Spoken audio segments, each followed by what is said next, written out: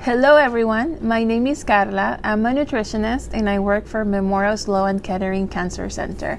There I help people eat well before, during, and after their cancer treatments. Today we're here at Urban Healthland's Teaching Kitchen. Urban Healthland is a network of community health centers in the Bronx, Queens, and Harlem. And we have partnered together to bring you these healthy recipe videos. So let's get cooking. Okay, so today we're making creamy butternut squash soup, and these are the ingredients. I have 1 medium carrot peeled and chopped into pieces of 1 inch.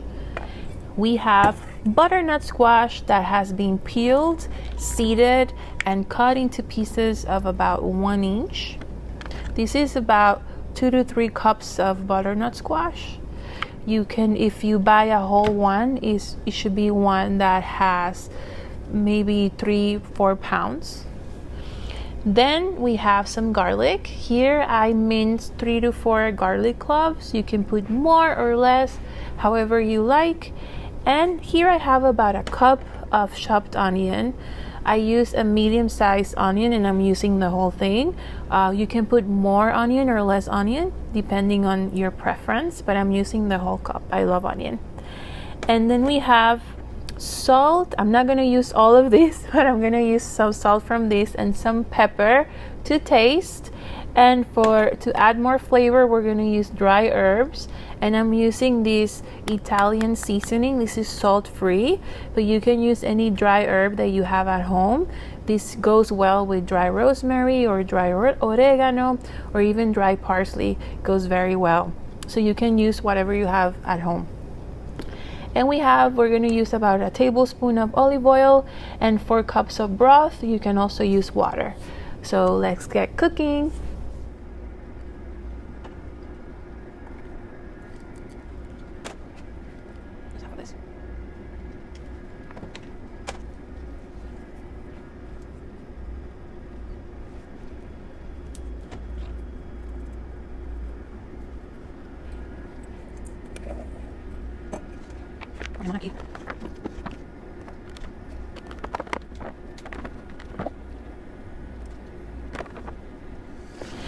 So I added all of the ingredients here, but I like to mix them all first.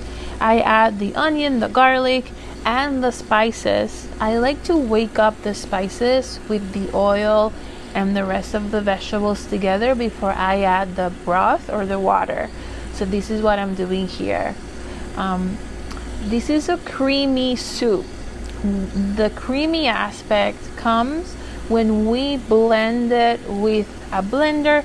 In this case, we're going to use an immersion blender.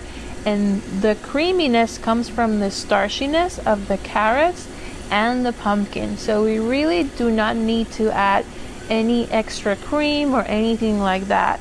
You can add some extra flavor, especially if you are a vegetarian or you're trying to minimize animal products. Coconut milk goes very well. You can also use cashews or nut butters to add texture, creaminess without using animal products. And so those are great options to make it creamier and flavorful, but you really don't need to add anything else. We just need to blend that all in and it will be very tasty. Well, our soup is cooking. All we want to do is let it cook for 15 to 20 minutes or until the squash pieces and the carrot pieces are nice and soft, and then we're gonna blend. While this is cooking, I wanted to talk a little bit about a plant-based diet. Plant-based diets are very popular lately, and it's because it's one of the diet patterns that is recommended to reduce cancer risk and reduce chronic disease risk. And what it means to eat plant-based is just basically consuming more fruits, vegetables, whole grains, beans and legumes, nuts and seeds, meaning more foods that comes from plants. It doesn't necessarily mean to eliminate all animal products. So there's a difference between a vegan diet where the person won't eat any animal products, even honey, versus a plant-based diet where consuming animal products is minimal, but you can consume them, and the base of the diet is mostly foods that come from plants. But incorporating more fruits, vegetables, beans, and legumes is definitely helpful for everyone. And so that's what we want you to start to think about. How can you include more fruits and vegetables in your diet? And these recipes are very good examples of a good way of including them, and it's very tasty. So I cannot wait for you to try it at home and see how you make it your own. Okay, so as you can see, all of the vegetables are nice and soft, so we're ready to blend. I'm using an immersion blender, but you can use a food processor. You can also use a blender, and you can adjust the consistency by adding more liquid. You can add more vegetable broth or more water to make it a little bit thinner. You can also use coconut milk, some nuts, or adding any nut butters to add more texture and flavor. I'm just not going to use any. I'm just going to eat it as is. It's going to be very tasty. So let's get blending.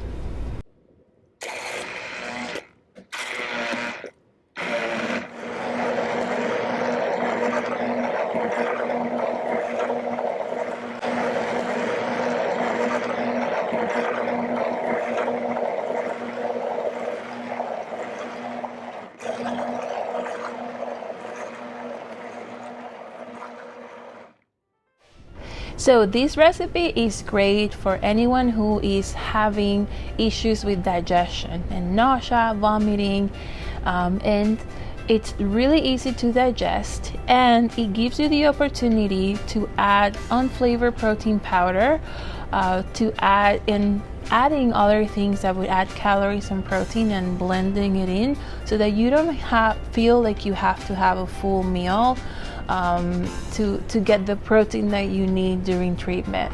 And so this is a good option for that, and it's a great way of getting some nutrition in that is easy to digest, and a great way of adding extra calories as well.